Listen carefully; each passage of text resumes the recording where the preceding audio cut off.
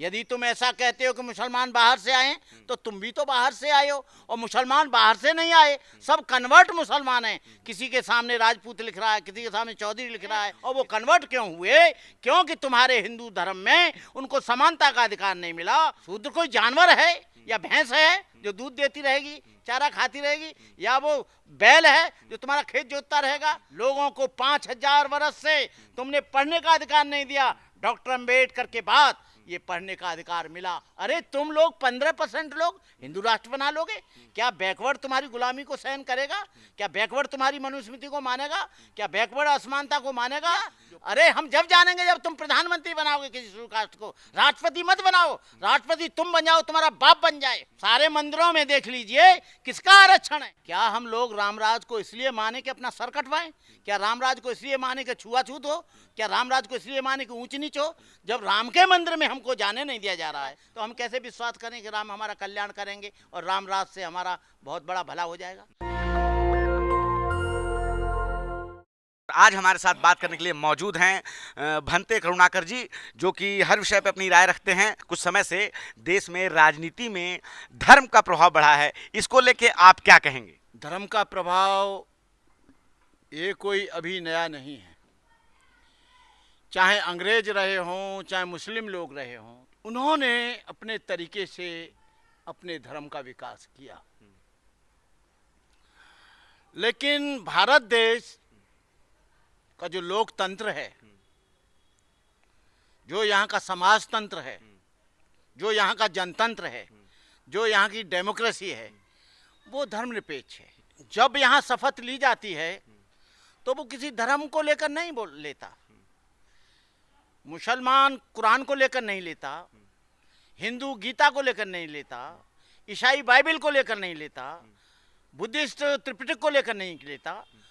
वो जो शपथ लेता है, चाहे एमपी हो, एमएलए हो, आईएएस हो, आईपीएस हो, चाहे ब्यूरोक्रेट्स हो, चाहे पॉलिटिकल लोग हों, चाहे मिनिस्टर हों, वो सब शपथ लेते हैं देश के संविधान में जो लिखा गया है उसके अनुसार। लेकिन आज जो कुछ दिनों से, कुछ वर्षों से जो राजनीति से धर्म को जोड़ा जा रहा है वो बहुत खतरनाक है। क्योंकि ये देश जो है, हम ये नहीं कह सकते अभी भी संविधान के अनुसार कि ये देश केवल हिंदुओं का है। ये देश मुसलमानों का भी है, ये देश ईसाइयों का भी है, ये देश बौद्धों का भी है। जो हिंदू राष्ट्र की मांग करते हैं उनका कहना है कि मुसलमान तो बाहर से आए हैं, हम यहाँ के रहने वाले हैं और सबसे ज़्यादा जनसंख्या हमारी है, तो इस देश को क्यों नहीं हिंदू राष्ट्र होना चाहिए? हमारा कल्चर यही है, तो हमारे शासन व्यवस्था भी हिंदू राष्ट्र के तहत होना चाहिए। मुसलमान कहीं बाहर से नहीं आए, और यहाँ का असली रहने वाला मूल निवासी तो यहाँ आदिवासी है, भील है, शेड्यूल कास्ट है, बैकवर्ड है। तुम कैसे यहाँ के मूल निवासी हो गए भाई? तुम तो यूरेशियन हो। ये सारा ग्रंथ बताता है, डिस्कवरी ऑफ इंडिया में जवाहरलाल नेहरू ने रखा है।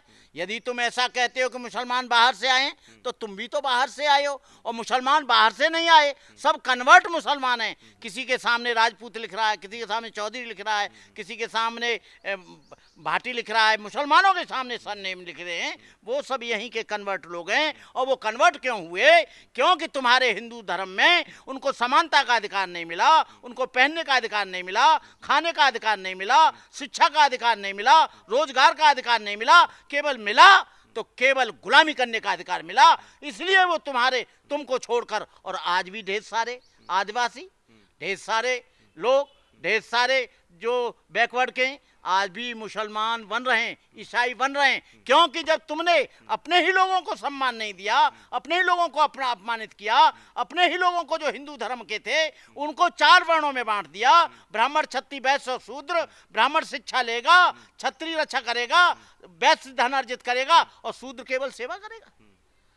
शूद्र कोई जानवर है या भैंस है जो दूध देती रहेगी, चारा खाती रहेगी, या वो बैल है जो तुम्हारा खेत जोतता रहेगा? तुमने आदमी को यहाँ बैल बना दिया, जानवर बना दिया। लोगों को 5000 वर्ष से तुमने पढ़ने का अधिकार नहीं दिया। डॉक्टर अंबेडकर के बाद ये पढ़ने का अधिकार मिला। 1950 से पहले एक भी आईएएस नहीं होता था, एक भी आईपीएस नहीं होता था। आज बैकवर्ड के और शेड्यूल कास्ट के लोग, आदिवासी लोग आज डिप्टी एसपी हैं, डॉक्टर हैं, इंजीनियर हैं। ये बदौलत हिंदू धर्म की नहीं है, ये बदौलत डॉक्टर अम्बेडकर ने जो संवैधानिक अधिकार दिया, जो फंडामेंटल राइट्स दिए, जो सोशल राइट्स दिए, पॉलिटिकल राइट्स दिए, इकोनॉमिक राइट्स दे दिए, फ्रीडम दी, ये उसका कारण है। ये कारण कोई हिंदुओं का नहीं है। तुम हिंदू राष्ट्र बनाओ, हिंदू राष्ट्र ये बन नहीं सकता, मेरा पूरा भरोसा है। और हिंदू राष्ट्र जिस दिन बनेगा, यहाँ पर बहुत बड़ा बवाल होगा। यहाँ 22 करोड़ 24 करोड़ यहाँ मुसलमान रहता है, यहाँ पर 14 करोड़ से अधिक ईसाई रहता है, यहाँ पर 25 करोड़ से अधिक यहाँ आदिवासी और शेड्यूल कास्ट रहता है, यहाँ पर 40 करोड़ से अधिक यहाँ ये बैकवर्ड रहता है, ओबीसी जिसे कहते हैं। अरे तुम लोग 15% लोग हिंदू राष्ट्र बना लोगे? क्या बैकवर्ड तुम्हारी गुलामी को सहन करेगा? क्या बैकवर्ड तुम्हारी मनुस्मृति को मानेगा?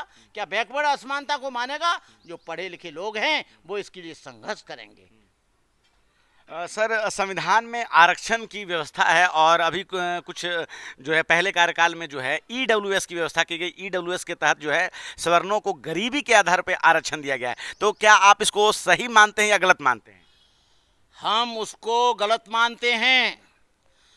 यहाँ गरीब अमीर हो सकता है, अमीर गरीब हो सकता है, ब्राह्मण अछूत नहीं हो सकता, अछूत ब्राह्मण नहीं हो सकता। जो आरक्षण है वो जातिगत आरक्षण है, आर्थिक आरक्षण है। आर्थिक तो उसमें अपने आप ही जुड़ गया। जो आदमी कमजोर होगा, और आज भी सबसे ज्यादा कमजोर है तो आदिवासी है, बैकवर्ड है, शेड्यूल कास्ट है, मुसलमान है। 1% भी हमें बता दो यहाँ पर ब्यूरोक्रेसी में 1% मुसलमान हो, 1% यहाँ पर जो है ये शेड्यूल कास्ट हो, 1% आईएएस हो, चाहे वो मंत्रालय हो, चाहे प्रधानमंत्री कार्यालय हो, चाहे आपका गृह मंत्रालय हो, चाहे रक्षा मंत्रालय हो, वहाँ हमें 1% भी आप बता दीजिए कोटा पूरा हो गया। कोटा पूरा होने का तो मतलब ये है 27% बैकवर्ड का ओबीसी का होना चाहिए और 22.5% शेड्यूल कास्ट का होना चाहिए। ये हुआ 49.5%। 49.5% में ये हजारों जो 6343 जातियां हैं वो हैं, और तुम 3 जातियां जो हैं 50.5% ले रहे हो। क्यों ले रहे हो भाई? आज भी लगा लीजिए 98% जगहों पर यही लोग बैठे हैं। दिखा दीजिए हमें शेड्यूल कास्ट कितने, राष्ट्रपति भवन में दिखा दीजिए कितने। सर, आपने राष्ट्रपति भवन की बात कही। राष्ट्रपति जो हैं भारत देश की द्रौपदी मुर्मू जी, वो आदिवासी हैं। और अगर मोदी जी के पहले कार्यकाल की बात की जाए तो रामनाथ कोविंद जी को राष्ट्रपति बनाया गया था, जो कि एससी समुदाय से थे। तो आपको नहीं लगता कि सरकार इस दिशा में लगातार काम कर रही है और कई प्रकार की योजनाएं जो है शेड्यूल कास्ट को और ओबीसी को लेकर चलाई जाती हैं ताकि वो अपनी स्थिति में और बेहतर हो सकें? ये केवल दिखाने के लिए एक मॉडल बना के रख देते हैं। जब रामनाथ कोविंद, मैं जगन्नाथपुरी में था, जगन्नाथपुरी के मंदिर में गए, उनको पंडाओं ने घुसने नहीं दिया। गर्भगृह तो छोड़िए, अंदर नहीं जाने दिया गया। मतलब अपमान करने के लिए मंदिर में जाओ तो ये अछूत हो जाते, और ये इतने बड़े पद पे बिठा दिया, देश का प्रथम नागरिक होता है, लेकिन कोविंद को बुलाया नहीं गया। यदि वो हिंदू था और इन्होंने बनाया था तो राम मंदिर का उद्घाटन हुआ, उसमें बुलाया नहीं गया, उसको निमंत्रण नहीं दिया गया। मुर्मू को राजस्थान के मंदिर में जाने नहीं दिया गया, और मुर्मू को जो पार्लियामेंट का नया उद्घाटन हुआ उसमें बुलाया नहीं गया। ये उदाहरण देते हो कि हमने बना दिया। अरे हम जब जानेंगे जब तुम प्रधानमंत्री बनाओगे किसी शेड्यूल कास्ट को। राष्ट्रपति मत बनाओ, राष्ट्रपति तुम बन जाओ, तुम्हारा बाप बन जाए, कोई भी बन जाए। प्रधानमंत्री, राष्ट्रपति के पास पावर क्या होती है? सबसे ज्यादा डेमोक्रेसी में पावर तो प्रधानमंत्री के पास है। उसके पास तो बेचारे के पास कोई पावर ही नहीं है, वो तो एक मोहर है, रबड़ है। तो हम कह रहे हैं प्रधानमंत्री जिस दिन बना दो तुम, हम कह रहे हैं तुम बना दो किसी को भी, हम मान जाएंगे तुम्हें। प्रधानमंत्री बनाओ, गृह मंत्री बनाओ, रक्षा मंत्री बनाओ। सर, अभी चुनाव चल रहे हैं और जो इंडिया गठबंधन है वो जातीय जनगणना की बात करता है, लेकिन वहीं बीजेपी की जो सरकार है वो कहती है जात पात नहीं होना चाहिए, हिंदू धर्म की बात करती है। तो जात को लेकर वो जात समाप्ति की बात कर रही है, तो इसमें खराबी क्या है? 90% सीटों पर तुम काबिज हो जाओ ब्यूरोक्रेसी में। वो जातिवाद की इसलिए बात करती है कि उन्हें मालूम तो पड़ेगा कि हमारे लोग कितने मंत्री हैं और कितने संतरी हैं और कितने ब्यूरोक्रेट्स हैं, कितने आईएएस हैं, कितने आईपीएस हैं। ये इसलिए नहीं कराते क्योंकि इनकी पोल खुल जाएगी, पता लग जाएगा। करा लो ना एक बार, कराने में परेशानी क्या है? क्या इस देश में जातिवाद खत्म हो गया क्या? आज भी कोई पांडे लिखता है, कोई चतुर्वेदी लिखता है, कोई भाटी लिखता है, कोई चौधरी लिखता है, कोई तहनुआ लिखता है, कोई कुछ लिखता है, कोई शर्मा लिखता है, कोई त्रिवेदी लिखता है, कोई चतुर्वेदी लिखता है, कोई द्विवेदी लिखता है, कोई पांडे लिखता है। जातिवाद खत्म हो गया क्या? जैसे तुम लोग उसके लिए एक बिल लाए थे कोरोना में कि जो मुंह पर मास्क नहीं लगाएगा उस पर 2000 रुपया जुर्माना होगा। एक बार बना देना कि जो अपने नाम के सामने सरनेम या जाति लिखेगा उसकी 1 साल की सजा होगी और 1 लाख जुर्माना होगा। लगा दो हम इसमें, इसके पक्ष में। कोई सरनेम नहीं लिखेगा, कोई जाति नहीं लिखेगा, सब लिखेंगे भारतीय। हम इस बात से सहमत हैं, लेकिन ये करेंगे नहीं। सारे मंदिरों में देख लीजिए किसका आरक्षण है। एक बता दीजिए मुझे शेड्यूल कास्ट का, एक बता दीजिए आदिवासी का, एक बता दीजिए मुझे बैकवर्ड का। ये राम मंदिर बना, राम मंदिर के न्यास में जो वो भारती थी, उमा भारती, उसको निकाल बाहर कर दिया। क्यों नहीं वहां उसके अंदर बुलाया? क्यों नहीं उसे उसमें कमेटी में रखा? एक भी शेड्यूल कास्ट का और बैकवर्ड का आदमी वहां के न्यास में नहीं है। एक भी बैकवर्ड शेड्यूल कास्ट का आदमी वहां के मंदिर में पुजारी नहीं है। मतलब तब तुम्हें वोट चाहिए तब तो वो हिंदू हैं, और जब अधिकार चाहिए तो वो शेड्यूल कास्ट हो जाते, बैकवर्ड हो जाते। नाई, धोबी, धानु, कहा, लोहार, तेली, तमोली, पाची, काची, अहीर, गड़रिया, राजपूत, भाटी, ये हो जाते। मतलब दोनों बात पर चलोगे तुम। वैसे कहोगे हम जातिवाद नहीं मानते, और जब मंदिर में पूजा करने की बात आएगी तो मंदिर में जाने नहीं देंगे। अच्छा, प्रभु राम की बात की जाती है कि राम राज्य आएगा तो सभी लोग समान हो जाएंगे, राम के राज्य में जो है सब तरफ खुशियां रहेगी, शांति रहेगी, इसीलिए वो राम राज्य की संकल्पना लाते हैं और राम राज्य की बात करते हैं। तो प्रभु राम पे आपको विश्वास नहीं है कि उनके जो सिद्धांत हैं वो सभी के लिए समान होंगे? देखिए, मैं तुलसीकृत रामायण की तो बात नहीं करता, और उसे मैं ओरिजिनल मानता भी नहीं। जो वाल्मीकि कृत रामायण है उसको मैं सही ग्रंथ मानता हूँ। वाल्मीकि रामायण में शूद्रों को तपस्या करने का हक नहीं है। सम्मुख ऋषि तपस्या कर रहे थे, और जब मालूम पड़ा राम के पास ये संदेश पहुंचा कि ये शूद्र एक छोटी जाति का तपस्या कर रहा है, तो तलवार से उसका सर काट दिया। क्या हम लोग रामराज को इसलिए माने कि अपना सर कटवाएं? क्या रामराज को इसलिए माने कि छुआछूत हो? क्या रामराज को इसलिए माने कि ऊंच नीच हो? जब राम के मंदिर में हमको जाने नहीं दिया जा रहा है, पूजा के स्थल पर बैकवर्ड के लोगों को नहीं बुलाया जा रहा है, पूजा के स्थल पर जो है शेड्यूल कास्ट को नहीं बुलाया जा रहा है, रामनाथ कोविंद को नहीं बुलाया जा रहा है, मुर्मू को नहीं बुलाया जा रहा है, किसी और लोगों को, विपक्ष के लोगों को बनाया नहीं जा रहा है, तो हम कैसे विश्वास करें कि राम हमारा कल्याण करेंगे और रामराज से हमारा बहुत बड़ा भला हो जाएगा? अच्छा, आज शहरों में जो है जिस तरह से शहरीकरण बढ़ा है, आधुनिकीकरण बढ़ा है, तो एक क्लास की निकला है कि जो लोग सब बराबर हैं, जो एक मतलब जो जिनकी इनकम समान है वो एक साथ उठते बैठते हैं। अब जातिवाद उस तरह से नहीं है। बहुत सारे लोग जो है, बहुत सारे युवा जो हैं, जो कुछ युवा जो शेड्यूल कास्ट के भी हैं, वो कई लोग ये कहते हैं कि आरक्षण ठीक नहीं है, बराबरी का मौका नहीं मिलता है। मैं उन लोगों की बात कर रहा हूँ जो बहुजन से जुड़े हुए हैं और युवा हैं, और उनको भी कई बार ये लगता है कि आरक्षण सही नहीं है, बराबरी का मौका नहीं मिलता है। नए युवा की बात कर रहा हूँ, शायद उन्हें पूरी जानकारी। तो इस पे आप क्या कहेंगे? उनका कहना है कि जातिवाद नहीं होना चाहिए और सभी लोगों को समान मौका मिलना चाहिए। अच्छा, गोरखपुर में धोबी कम्युनिटी के लड़के ने, वो भी क्लास 1 ऑफिसर था, लड़की भी क्लास 1 ऑफिसर थी, उसने शादी कर ली। लड़की का भाई पुलिस में था, उसका बाप वहाँ का प्रधान था, और उस लड़के का, मैं वहाँ गया भी, स्पॉट पे मैं गया, और यहाँ की डीयू की जो प्रोफेसर है चंद्रकांत था, वो भी गई, और उसका सर काट दिया गया। जितेंद्र मेघवाल को मूंछ रखाने पर उसका सर काट दिया गया। इंद्रपाल मेघवाल को घड़ा छूने पे पीट पीट के उसकी हत्या कर दी। आपके कासगंज में, कासगंज के पास ही मेरा गांव है, वहां एक दलित की बारात को नहीं चढ़ने दिया गया। ये मनीषा जो वाल्मीकि थी, हाथरस की, उसके साथ 4 लोगों ने बलात्कार किया और उन्हें मुक्त भी कर दिया क्योंकि वो बीजेपी का आदमी था।